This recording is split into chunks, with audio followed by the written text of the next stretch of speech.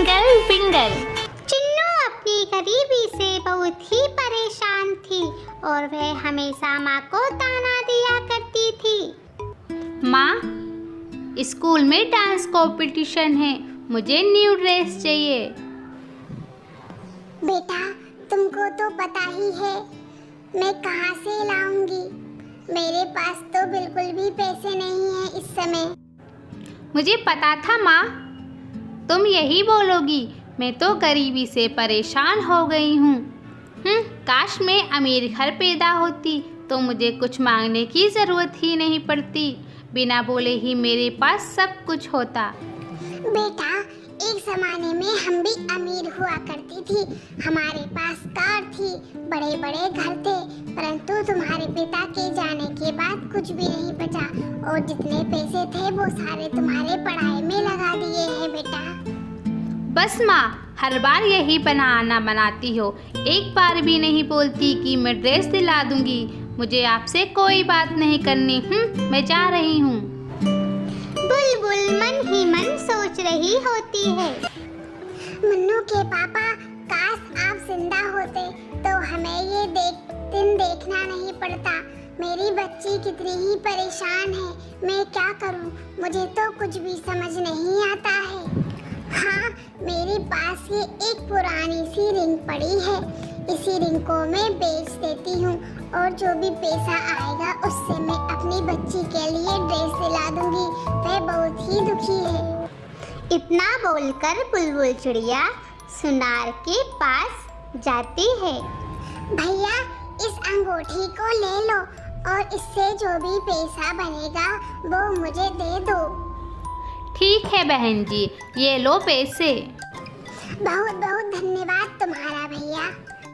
फिर बुलबुल चिड़िया शॉप पर जाती है और मुन्नू के लिए ड्रेस लेकर आ जाती है। लो बेटा, मैं तुम्हारे लिए ड्रेस ले आई हूँ। तुम दुखी मत हुआ करो, मुझसे नहीं रहा जाता। एक तुम ही तो हो जिसके लिए मैं जी रही हूँ। थैंक यू माँ, आप बहुत अच्छी हो। समय बीतता जाता है और मुन्नू चिड़िया बड़ी हो जाती है। फिर उसको देखने कुछ लोग आते हैं। अरे, हमें आपकी लड़की पसंद है। हमको कुछ नहीं चाहिए, सिर्फ 2 जोड़े में भेज देना। हम तो बहुत अमीर हैं, हमारे दहेज की ज़रूरत नहीं है। हम घर से बहुत ही सक्षम हैं। मुन्नू सुनकर मन ही मन खुश होती है क्योंकि उसको अमीर ही घर तो चाहिए था जो पैसे ही पैसे वाला हो। बुलबुल चिड़िया के बोलने से ही पहले मुनमुन चिड़िया बोल देती है।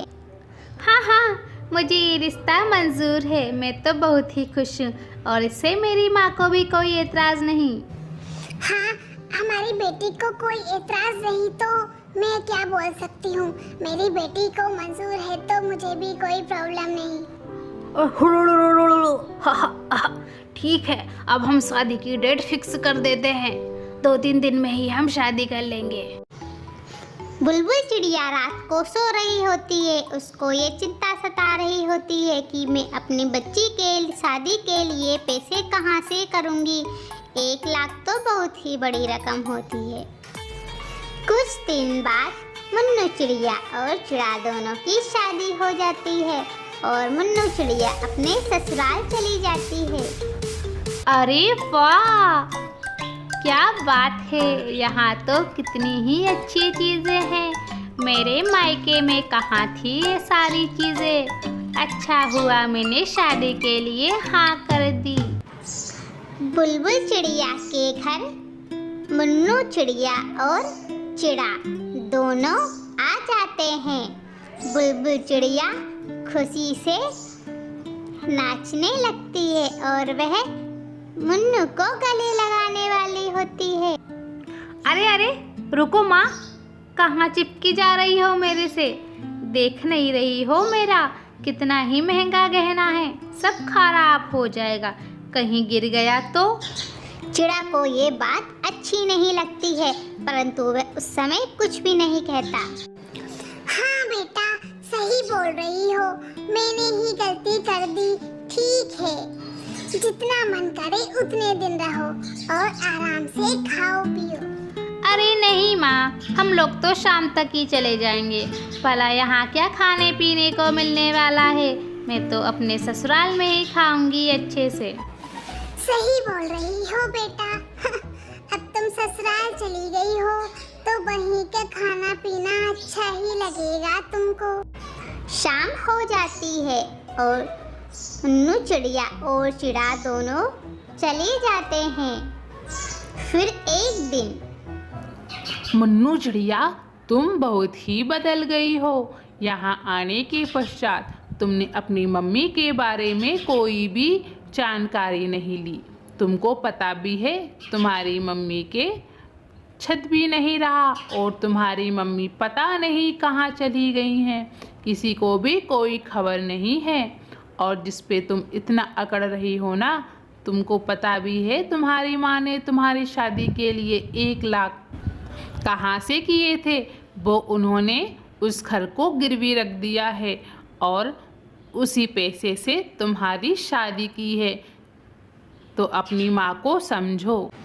मुन्नू चिड़िया को अपनी गलती का एहसास होता है और वह अपनी माँ को ढूंढती हुई जाती है।